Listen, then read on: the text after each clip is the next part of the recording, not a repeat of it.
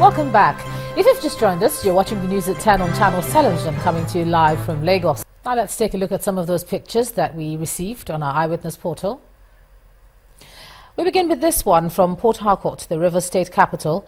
It shows a bus and a commercial motorcyclist making it through this flooded road. Our eyewitness reports a calls on state authorities to fix it. Our next photo was sent in from Sapele Road in Edo State, and it shows a multiple road accident involving a sports utility vehicle, a bus and a truck. Our eyewitness reporter advises motorists to adhere to speed limits. And this photo was sent in from Abraka. It shows this overloaded truck. Our eyewitness reporter wants traffic regulators to arrest and prosecute drivers of such trucks. Staying in Delta, this photo shows people lining up in queues to buy fuel. It was sent in from Asaba. Our eyewitness reporter wants the federal government to intervene. Finally, we have this photo from Adamawa State. It shows a man rebuilding his home after it was destroyed by insurgents. Our eyewitness reporter calls on individuals and government agencies to support such efforts. Thanks a lot for sending in all your pictures, and we ask you to please send us some more. The All Progressives Congress in Rivers State has held its final campaign before the elections. The event, which held in Iguruta, Ikwere local government area, witnessed the official handover of flags to candidates. Some leaders of the party in the state, including the Minister of Transportation, Chibike Amechi, urged voters to shun violence. It's a gathering of the All Progressives Congress, the APC supporters and party leaders at the proposed venue of Ikuta Civic Center in Iguruta, Ikwere local government area of Rivers State. With just about 48 hours before the elections, party leaders would not miss the opportunity to interact with supporters and portray their candidates in good light. With confidence, the chairman of the party in Ikwere local government area, Honorable Ben Odigwe, is sure of full participation by his people. We are ready and prepared not just to deliver Rivers State, to deliver Nigeria, to chase the militant, to chase armed robbers, to chase rogues in the land of Rivers State. And we will do it, and we will do it in this local government. He officially hands over the flag to the candidate for the House of Representatives. Let me say here, we have seen all around that security will be provided on election day. Don't be afraid. Come out and cast your vote. You have our numbers. Call us anywhere you hear any sign, and we'll make sure that we'll come down there and make sure that things are in order. The campaign is summarized by former governor of the state and now Minister of Transportation, Chibike Amechi. His strategy is to convince the people to support the party while highlighting the promises of the federal government. The president has directed me to also tell the Minister of State for Aviation that as soon as the budget is passed into law, we should go and complete that airport. Saturday's election is to fill 3 senatorial seats, 12 of the Federal House of Representatives and 22 for State House of Assembly. Innie Thompson reporting for Channels Television News. The United States has condemned the terrorist attack on a mosque near Maiduguri, the Borno state capital, and has extended condolences to the families of the victims.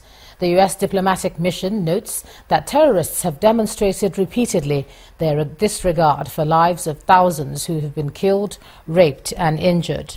The United States adds that it will continue to support those affected by Boko Haram's violence through ongoing humanitarian aid and victim support services. Now, the challenge for the Nigerian military is how to detect persons carrying explosive devices before they are detonated. And with the increase in suicide bombings in the northeast, how can the military overcome this difficulty? Joining me now to look at this issue is a retired Army Colonel Officer, Hassan Stan Labo. Thank you so much for joining us on the news at 10. Thank you, Joma. Now, the problem with suicide attacks is that the device is hidden just before it goes off. And there's this call for the military to be proactive. How can they do that in this kind of case? Yeah, first and foremost, I think there's this general impression out there in the public, Ijoma, that enough is being done. It's not being done, rather, in respect of preventive and protective measures, and that is why probably we'll keep having all these occurrences. The public might not be too wrong, or rather I want to say it's neither here nor there. The fact is that most of these occurrences may have started showing their rearing its head, for reasons which I would want to ascribe into, say, two major reasons. One, I think it is becoming quite clear to us all now that we have some of these remnants of some of these insurgents living with us in communities, especially in the Northeast, when I mean us and communities. And it is important that we evolve a capacity in seeing how we're able to fish out these remnants. So how? Okay. Yeah, I will come to the how. Let me address the second issue, and that probably has to do with we wanting to maybe question the effectiveness of the de-radicalization program itself that is ongoing. How effective has this been? To what extent has it been able to up our operational capacity in meeting our objective? Okay, to what extent is it assisting us in attaining the higher commander's objective? Having said all this, I would say this, that I would want to propose an all-inclusive national security architecture. This is what is actually going to assist us in the first point, which has to do with elements that are presently residing with us in communities.